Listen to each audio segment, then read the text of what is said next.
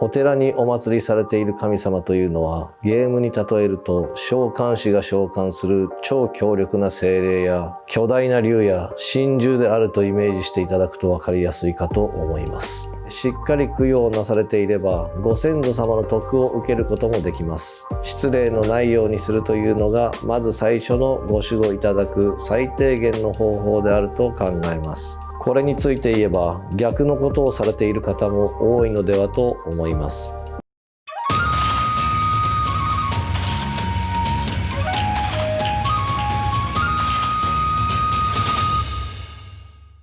お仏壇には手を合わさない、お祭りしている神様に手を合わさない、ほったらかしにしている、お札を交換しない等、当てはまっている方は今すぐご相談ください。今皆さんは守護というとお札を貼るとかお守りを持つということが多いのではないでしょうか。それを考えると意外と守護されていない方が多いのではと推測されます。この守護自体何それ的な感じでしょう。守護がないとほぼ無理ゲーと先ほど言いましたが、このような人がほとんどで、またゲームに例えると今生活している状況は毒の沼地で強いモンスターがたくさんいすぎて劣勢を強いられている状態です。もし仮に強力なスタンドが使えたり召喚魔法が使えたとしたら頼ってみたいと思いませんか？そうでもないですか？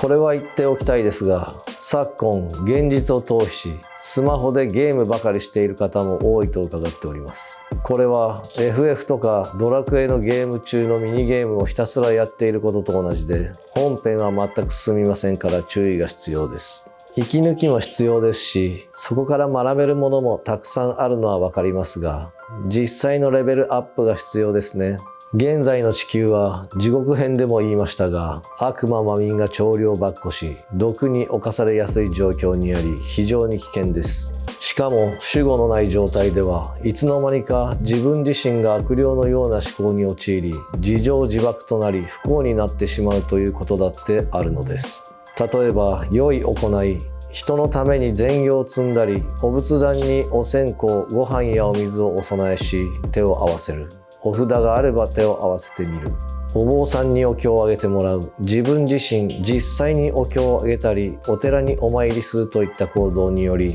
守護の力が変わってくるとしたら、あなたにはそれが信じられるでしょうか。では実際に私が守護を得た話と身近な人に伺った話をさせていただきます。これは私が荒行堂に入った時のお話です。平成26年の冬のことですが、修行中に喉から血が出て何も飲み込めない状況となり、帯同といって修行を続けられない者は出ていくということになる寸前まで行ってしまったのです。みるみる痩せこけ、周りの人たちにも心配される中、思いついたのがお題目を1万遍書きますから、どうかこの修行を全うさせてください。このお題目で1万人の人を助けますとお誓いし書き始めました。詳しいことは忘れましたが、数日経つと喉は治り、お粥も食べれるようになりました。この件で私は自己の生命に対する覚悟と守護は一体であり、これまでの自分の甘さとこれからの活動について改めて再確認をするという不思議な出来事であったと認識し、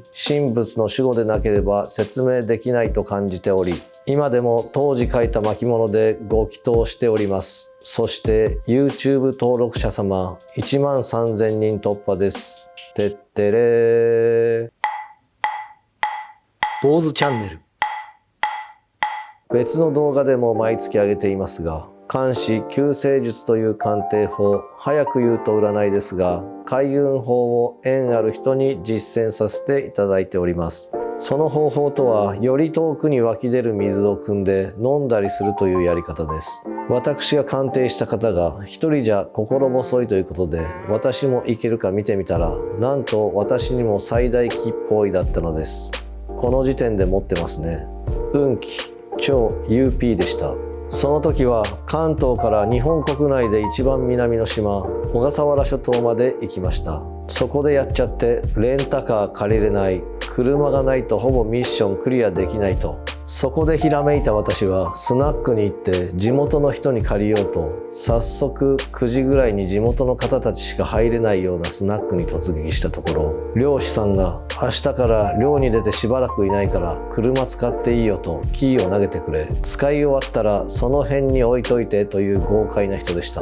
もうその時の感動は忘れられません。命の恩人であり守護を感じざるを得ませんでした。妙法蓮華経第10番目のお経に、この経を説くものがあれば様々な人が困った時には必ず助けてくれるというようなことが書いてあり、まさにこのお経文のごとく守っていただいたと実感した次第です。なんてラッキーなのでしょう。お水をいただいた時、なぜか昼間の下見では気づかなかったのですが、湧き水のところに小さな不動明王がお祭りされており、きっとこのお不動様があの漁師さんを送ってくれたのだと手を合わせました。次のお話ですが、近くのギャラリーの女店主さんのお話で、ご両親というよりもおばあちゃんに大変よくしてもらった記憶が多いそうで、おばあちゃんが大好きな気さくな方です。その方がおばあちゃんの法事に行く時に最寄り駅まで行ったのにもかかわらず、なんか服が気に入らなくてダッシュで自宅に帰ったらコンロから煙が上がっていて火事になりかけていたそうで、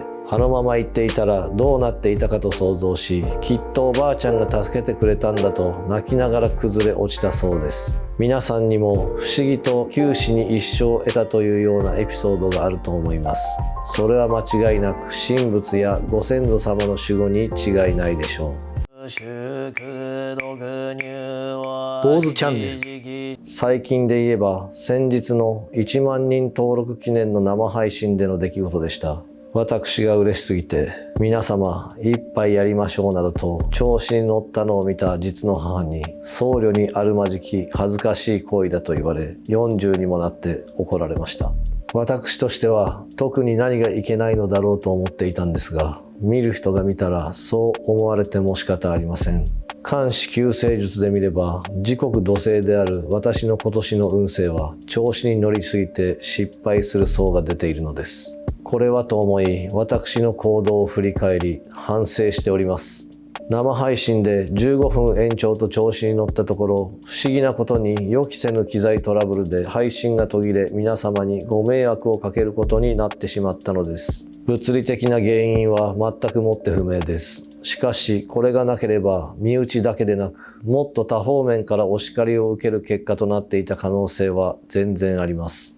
このことを考えると、神様にもセーブしなさいと言われている気持ちになりました。良いことも悪いこともその前には必ず予兆があると言います。小石につまずかせていただいたおかげで、その先のマンホールに落ちずに済んだんだと理解しております。神様と母と見守ってくれるすべての存在に感謝です。これも守護と言わざるを得ません。これで深く反省させていただきましたので、生配信での飲み会はあれですね、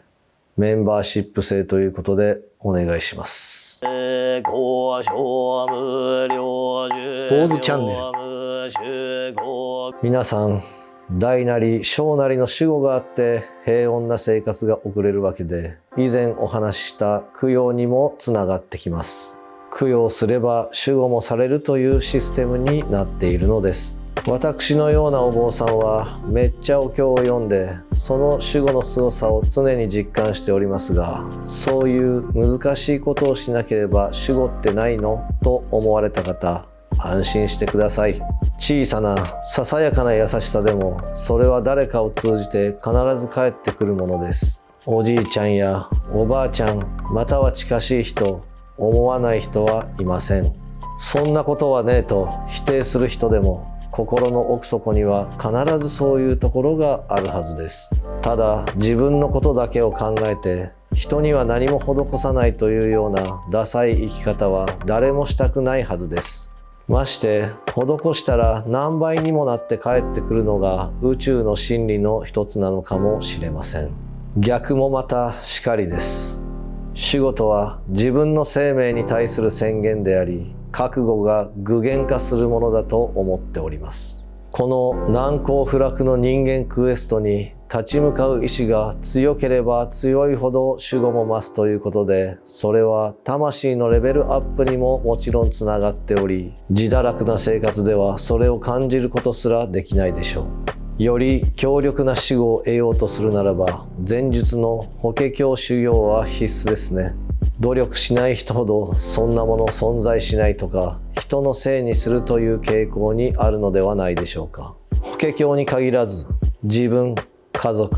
世のためと行動する人に守護は必ずあることでしょう。すべての話はつながっていますから。最後におばあちゃんに助けられた方が言ってました。出かけるときガスの元栓だけは確認しなきゃダメよって。ではこの辺で失礼いたします。